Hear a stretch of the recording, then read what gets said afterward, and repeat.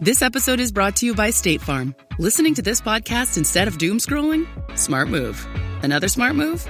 Getting help from one of State Farm's 19,000 local agents when you choose to bundle home and auto. Bundling, just another way to save with the Personal Price Plan. Prices are based on rating plans that vary by state. Coverage options are selected by the customer. Availability, amount of discounts and savings, and eligibility vary by state. Morning decisions. How about a creamy mocha frappuccino drink? Or sweet vanilla? Smooth caramel maybe? Or a white chocolate mocha? Whichever you choose, delicious coffee awaits. Find Starbucks Frappuccino drinks wherever you buy your groceries.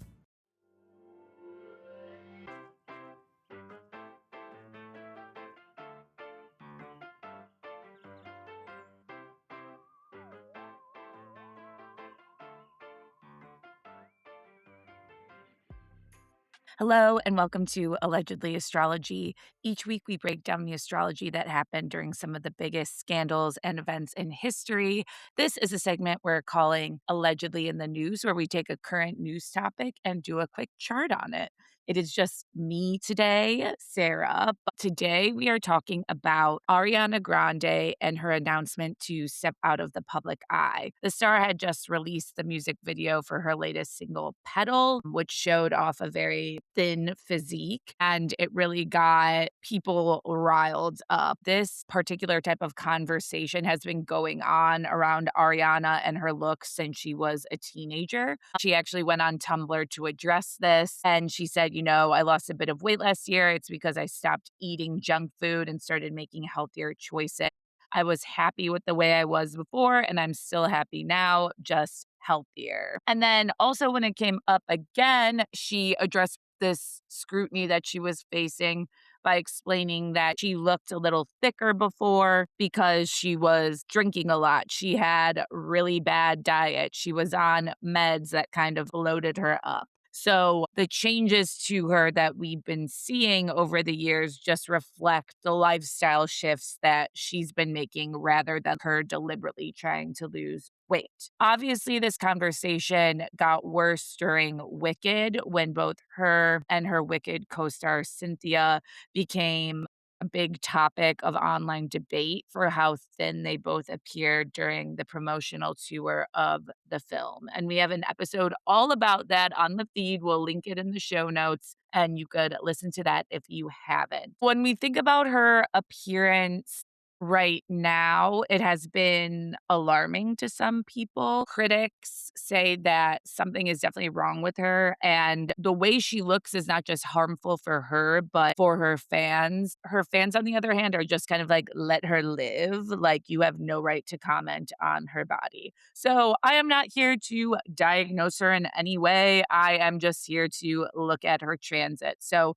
we're going to look at what's going on in her chart, figure out what might be coming up that could have the world talking so much about her health and her looks. And then we're also going to look at the transits that were going on when she made the announcement to People magazine that she was stepping back from the spotlight. Ariana was born on June 26, 1993 at 9:16 p.m. in Boca Raton, Florida. So she is a Florida girl, and she is a Cancer sun, Libra moon, and Cap rising. Right now, she's 33 years old, which means she's in a 33 perfection year.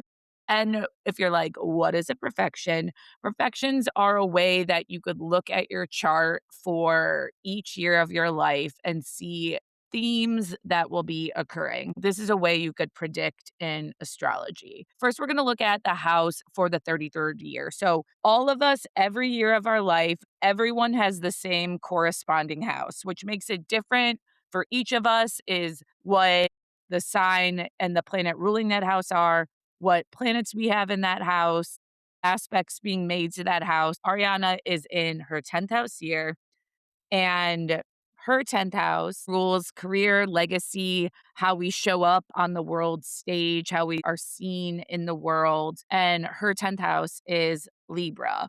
Also, there is her moon. She has her Jupiter, and she has her point of fortune. But when we look at the fact that her 10th house is in Libra, for her, her most important planet this year is Venus. So we're going to look at aspects to Venus going on right now, where Venus is in her natal chart, and then also where transit Venus is. Just first off the bat, the fact that her moon is in her 10th house, it is not too surprising that her body is being scrutinized on the public stage. The moon is your body. And then we look at where Venus is in her chart when she was born. So her Venus was in her fifth house. So activated houses for her 10th house and fifth house. So 10th house is career, fifth house, things you do for fun, performances, concerts. So again, not surprising, we're talking about her music, we're talking about her concerts, we're talking about her body. We're going to look at what was going on when her people gave the exclusive to People magazine that she was stepping out of the public eye. When the announcement was made, transit Venus was in Virgo in the ninth house. The ninth house rules a bunch of things: higher education, icon status. A lot of pop stars will have stuff going on in the ninth house. The ninth house is also publishing. So it's not surprising that a magazine is releasing information about her. Virgo rules health. So we are speculating on her health and her body. Then we're going to look what else is going on in that ninth house because it is activated right now. And she has her natal Mars in the ninth house. So this is Mars in Virgo. Mars in Virgo is very precise. It gets things done in a very organized manner.